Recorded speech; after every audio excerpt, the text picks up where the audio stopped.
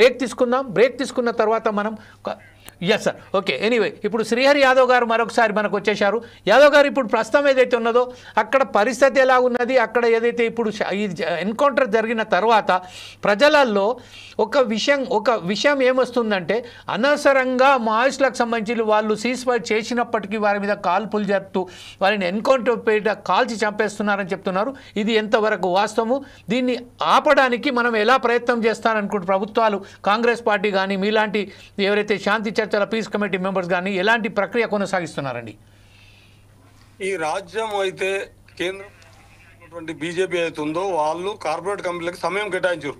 గతంలో కాంగ్రెస్ చిదంబరం ఆర్థిక మంత్రిగా ఉన్నప్పుడు చేసుకున్న ఎంఓయూలు అన్ని కాలం చెల్లిపోయినాయి. వాటికి అంటే ఒక వేదాంత, పోస్కో, టాటా, బిర్లా, జిందాలు ఈ కంపెనీలకి ఎంఓయూలు చేసుకున్న అంతకుముందు ప్రభుత్వం ఆ ఎంఓయూలు వాయిదాలు పడుతూ వచ్చింది. ఇప్పుడు ఎట్టట్లా వీళ్ళు నిర్మూలిస్తుంటే ఆ కంపెనీలకు అట్లా డేట్లు పెడుతున్నాయి.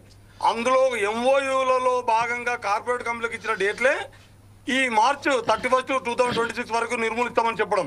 కాబట్టి చర్చిస్తారనే నమ్మకం కానీ, చర్చించి ఇప్పటికిప్పుడే మొత్తం శాంతి వస్తాయనే విశ్వాసం కానీ మాకు కానీ శాంతి చర్చల ప్రజలకు కానీ ప్రజలకు కానీ లేదు.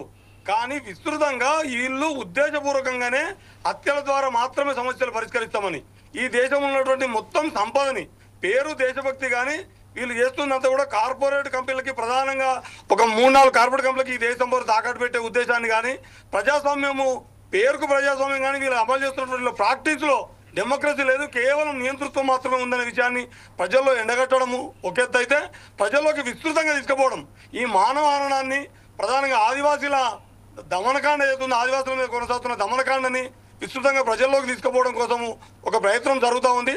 ప్రజల్లోంచి ఒత్తిడి వస్తే తప్ప విస్తృత ప్రజాబాహుల్యంలో చర్చ జరిగి ప్రజాబాహుల్యం నుంచి వ్యతిరేకత వస్తే తప్ప ఈ ప్రభుత్వం చర్చలకు ఒప్పుకుంటుందని అయితే మాకు వ్యక్తిగతంగా ఆ నమ్మకము విశ్వాసం లేదు.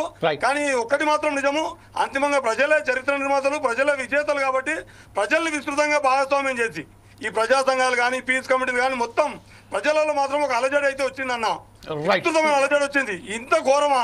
పక్క దేశం అంటే అమెరికాలోని ట్రంప్ ఒక్క కాల్ చేస్తే పాకిస్తాన్ మీద ఆపరేషన్ సింధూర్ ఆపివేస్తారు.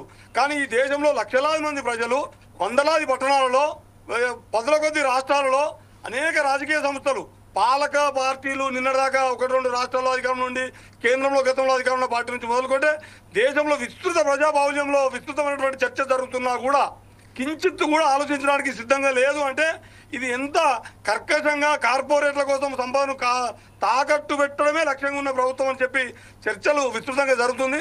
ప్రజాబాహుల్యంలో మాత్రం దీని మీద ఆపరేషన్ కగారు పేరుతో జరుగుతున్నటువంటి హననం మీద, మానవ హననం మీద, ఆదివాసుల మీద కొనసాగుతున్న దమనకాండ మీద వ్యతిరేకత వస్తుంది. ఈ వ్యతిరేకత ఒక ప్రజా ఉద్యమంగా మారితే తప్ప ఆపరేషన్ కగారును ఆపుతారని కానీ ఈ దమనకాండ ఆపుతారనే విశ్వాసం మాత్రం మాకు లేదన్న. రైట్, ఇదే విషయంపై ఒకసారి